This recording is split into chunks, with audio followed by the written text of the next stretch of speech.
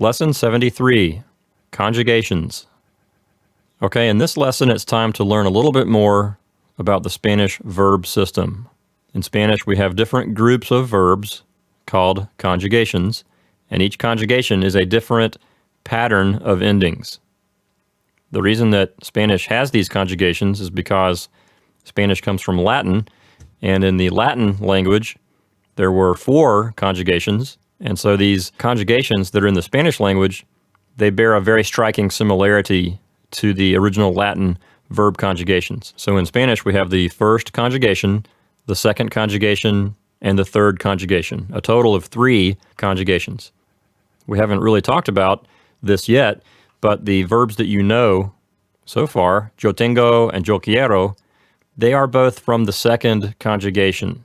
And so between now and the end of the book, we'll learn some verbs from the first conjugation as well.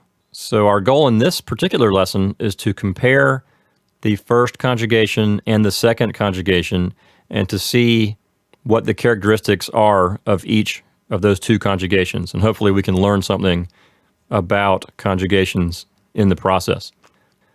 We have already studied the concept of personal endings. We know that in the second person singular, so far, the personal ending has been ES, and in the first person plural, it's been EMOS, and so on and so on.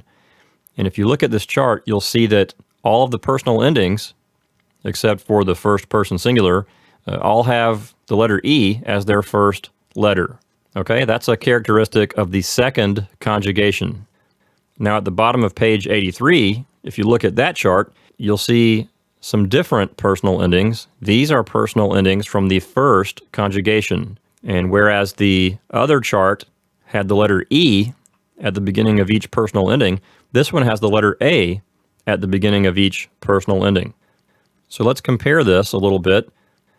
Instead of EMOS, now we have AMOS.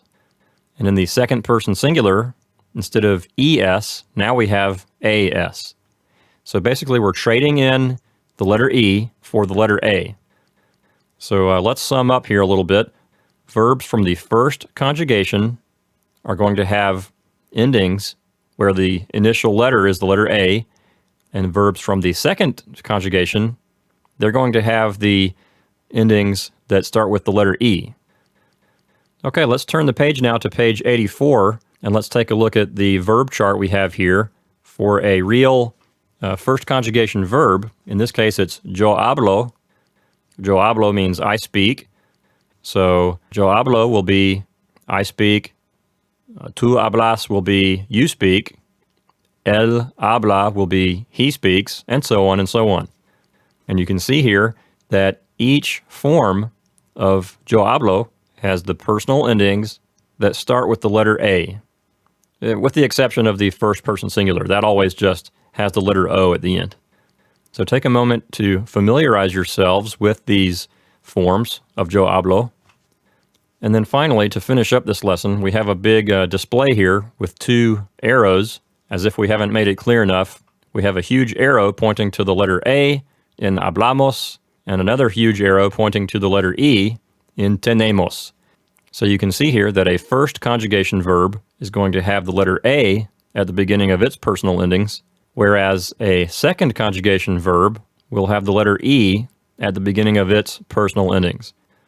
And that's really the whole point of this lesson, is just to make you aware of this basic difference between first conjugation verbs and second conjugation verbs.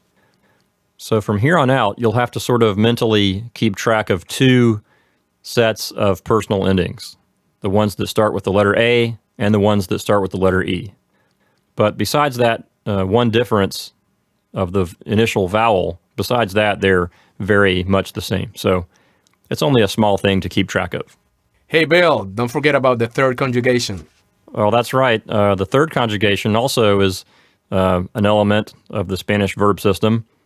However, in this book, we're not really going to cover it very much. We're just going to mainly focus on the first and second conjugations.